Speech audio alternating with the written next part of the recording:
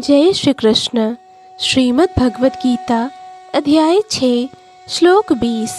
यत्रो परमते चित्तम निरुद्धम योग सेवया यत्र चैवात्मनात्मानं पश्यन्नात्मनि तुष्यति। अध्याय 6 श्लोक 21।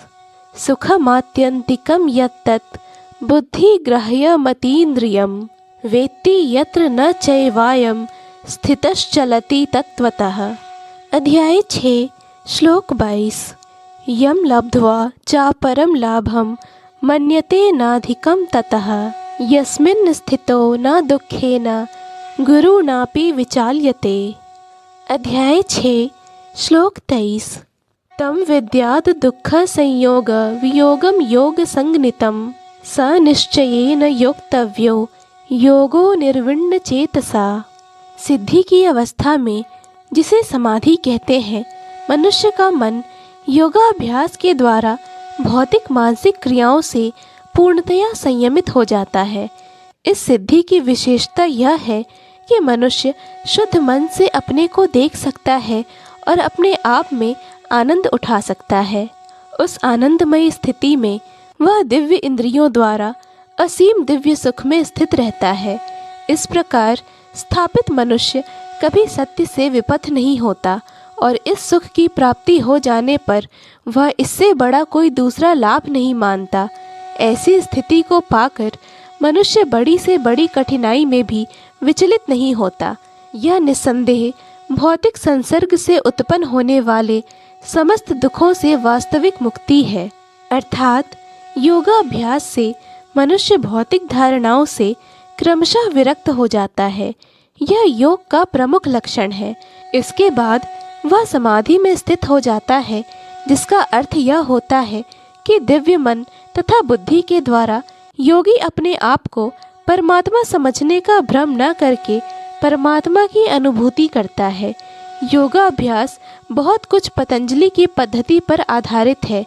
कुछ अप्रमाणित भाष्यकार जीवात्मा तथा परमात्मा में अभेद स्थापित करने का प्रयास करते हैं और अद्वैतवादी इसे ही मुक्ति मानते हैं, किंतु वे पतंजलि की योग पद्धति के वास्तविक प्रयोजन को नहीं जानते। पतंजलि पद्धति में दिव्य आनंद को स्वीकार किया गया है, किंतु अद्वैतवादी इस दिव्य आनंद को स्वीकार नहीं करते, क्योंकि उन्हें भ्रम है कि इससे कहीं उनके अद्वैतवाद में बाधा न उपस्थित हो जाए। अद्वैतवादी ज्ञान तथा ज्ञाता के द्वैत को नहीं मानते, किंतु इस श्लोक में दिव्य इंद्रियों द्वारा अनुभूत दिव्य आनंद को स्वीकार किया गया है। इसकी पुष्टि योग पद्धति के विख्यात व्याख्याता पतंजलि मुनि ने भी की है। योग सूत्र में महर्षि कहते हैं, पुरुषार्थ शून्यानां गुणानां प्रतिप्रसवः कैवल्यं स्वरूप प्रतिष्ठा वा चिति शक्ति रीति। यह चिति शक्ति या अंतरंगा शक्ति दिव्य है। पुरुषार्थ का तात्पर्य धर्म, अर्थ, काम तथा अंत में परब्रह्म से तादात्म्य या मोक्ष है। अद्वैतवादी परब्रह्म से इस तादात्म्य को कैवल्यम कहते हैं, किंतु पतंजलि के अनुसार कैवल्यम वह अंतरंगा या दिव्य शक्ति है जिससे जीवात्मा अपनी स्वाभाविक स्थिति से अवगत होता है। भगवान चैतन्य के शब्दों में यह अवस्था चेतो दर्पण मार्जनम अर्थात मन रूपी मलिन दर्पण का मार्जन है, अर्थात शुद्धि है। यह मार्जन वास्तव में मुक्ति या भव महादावाग्नि निर्वापणम है। प्रारंभिक निर्वाण सिद्धांत भी इस नियम के समान है। भागवत में इसे स्वरूपेण व्यवस्थिति कहा गया है। भगवत गीता के इस श्लोक में भी इसी की पुष्टि हुई है। निर्वाण के बाद आध्यात्मिक कार्यकलापों की या भगवत भक्ति की अभिव्यक्ति होती है, जिसे कृष्ण भावनामृत कहते हैं। भागवत के शब्दों में स्वरूपेण व्यवस्थिति ही जीवात्मा का वास्तविक जीवन यही है। भौतिक दूषण से आध्यात्मिक जीवन के कल्मश युक्त होने की अवस्था माया है। इस भौतिक दूषण से मुक्ति का अभिप्राय जीवात्मा की मूल दिव्य स्थिति का विनाश नहीं है। पतंजलि भी इसकी पुष्टि इन शब्दों से करते हैं, कैवल्यम स्वरूप प्रतिष्ठा व चिति शक्ति रीति। यह चिति शक्ति यह दिव्य आनंद ही वास्तविक जीवन है। इसका अनुमोदन वेदांत सूत्र में इस प्रकार हुआ है, आनंदमयोभ्यासात्। यह चिति शक्ति ही योग का परम लक्ष्य है और भक्ति योग द्वारा इसे सरलता से प्राप्त किया जाता है। भक्ति योग का विस्तृत विवरण 7वें अध्याय में किया जाएगा। इस अध्याय में वर्णित योग पद्धति के अनुसार समाधियां 2 प्रकार की होती हैं, संप्रज्ञात तथा असंप्रज्ञात समाधियां। जब मनुष्य विभिन्न दार्शनिक शोधों के द्वारा दिव्य स्थिति को प्राप्त होता है तो यह कहा जाता है कि उसे संप्रज्ञात समाधि प्राप्त हुई है। असंप्रज्ञात समाधि में संसारी आनंद से कोई संबंध नहीं रहता, क्योंकि इसमें मनुष्य इंद्रियों से प्राप्त होने वाले सभी प्रकार के सुखों से परे हो जाता है। एक बार इस दिव्य स्थिति को प्राप्त कर लेने पर योगी कभी उससे डिगता नहीं। जब तक योगी इस स्थिति को प्राप्त नहीं कर लेता तब तक वह असफल रहता है।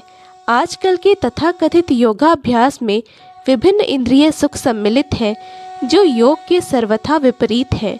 योगी होकर यदि कोई मैथुन तथा मादक द्रव्य सेवन में अनुरक्त होता है तो यह उपहासजनक है।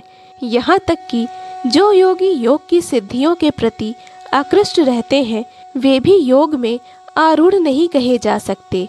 यदि योगी जन योग की अनुषांगिक वस्तुओं के प्रति आकृष्ट हैं तो उन्हें सिद्ध अवस्था को प्राप्त हुआ नहीं कहा जा सकता, जैसा कि इस श्लोक में कहा गया है।